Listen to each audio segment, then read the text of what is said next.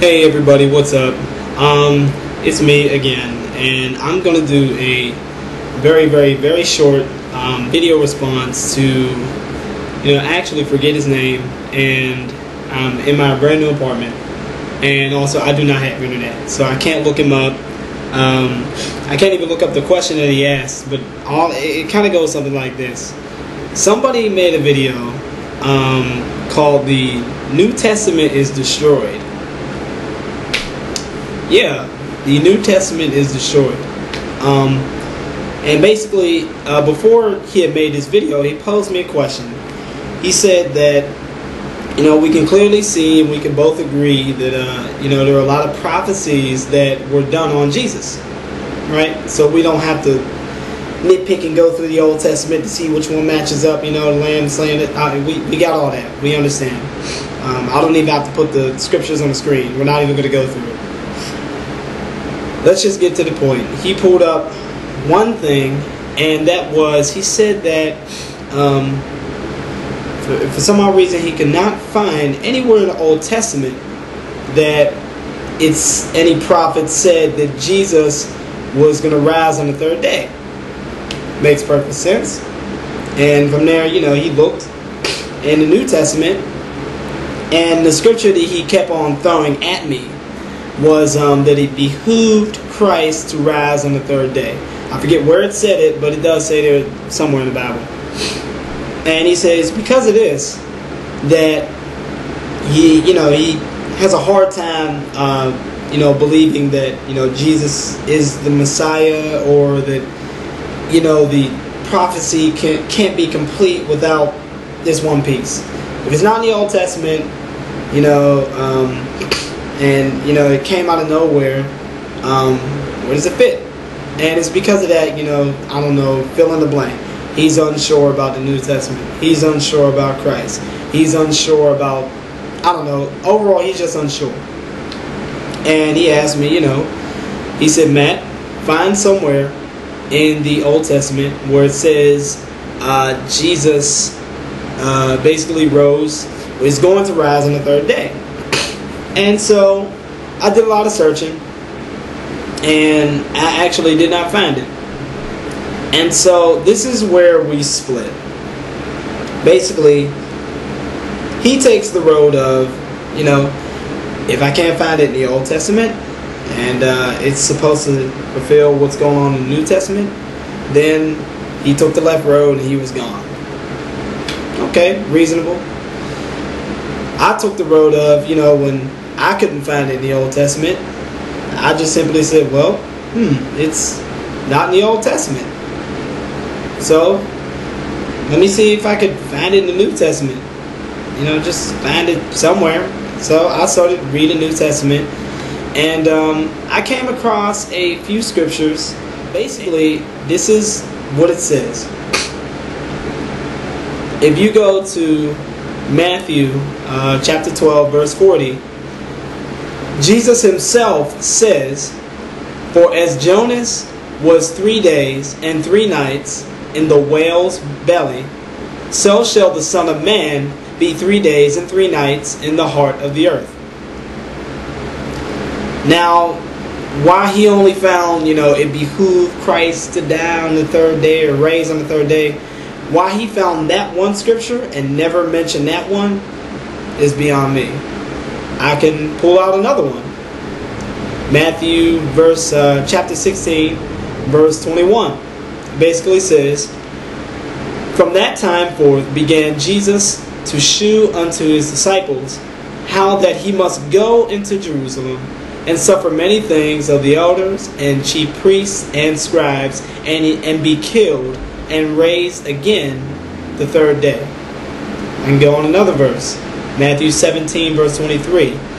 Jesus says, this is words of Jesus, "And they shall kill him, and the third day he shall be raised again."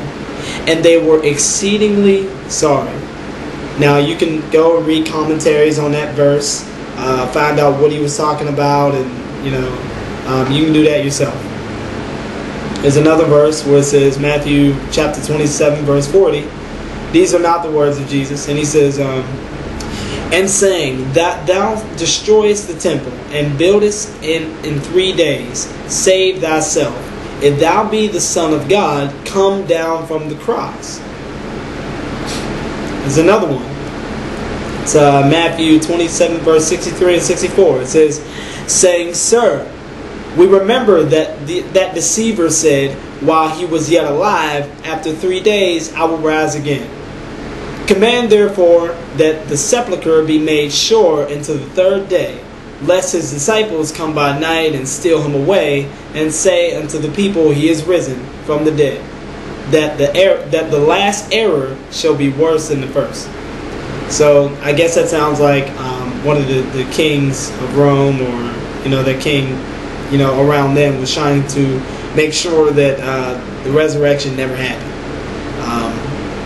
Another one in John chapter 2 verse 19 says, Jesus answered and said unto them, destroy this temple, and in 3 days I will raise it up. Now he wasn't talking about, obviously he wasn't talking about a temple built by the hands of man, but he's talking about in spiritual terms of himself being the temple. And he was very bold about it. So those are the scriptures. Now, I ended up just going to the New Testament, and guess what I found? I found out that Jesus himself said, hey, I'm going to do X, Y, and Z. Now, the difference between, that other guy and me is that I said, well, I guess I can't find it in the Old Testament from the prophets, so let me find something in the New Testament. And I found Jesus himself saying this. Now, if Jesus himself said, all these things about him raising from the dead, and then he does it, that's good enough for me. Now, what about the other guy? His story is, well, I could see that the prophets didn't say anything about it. And Jesus, even though you said that you were going to do all these things, and you did do them, and there's numerous evidence both in history and also in biblical history, which is the same thing anyway, I still kind of don't believe you.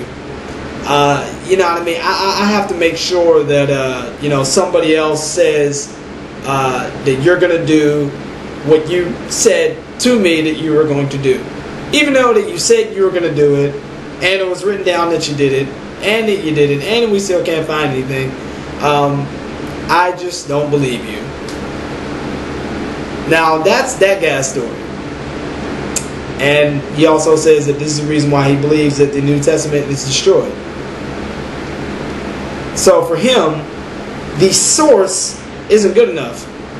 The very person that's saying it isn't good enough. No, he's got to have other sub-sources.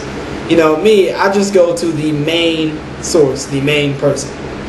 If the person says that they're going to do X, Y, and Z, and other sources, even though they're not prophets, instead they're historians recording history of what happened, of what this person said, if other people are writing down what he did, X, Y, and Z, he said he was going to do X, Y, and Z, and he did do X, Y, and Z, and other people wrote down that he did X, Y, and Z, and that there were numerous witnesses about him doing X, Y, and Z, then to me it doesn't matter if those people weren't prophets. They were eyewitnesses. Some of them carried on that story, but nevertheless, that's the eyewitness account. So prophecy over there, eyewitness account over here. Some prophecies, don't say anything about the resurrection, but Jesus says something about the resurrection. And also, the eyewitnesses say something about the resurrection as well.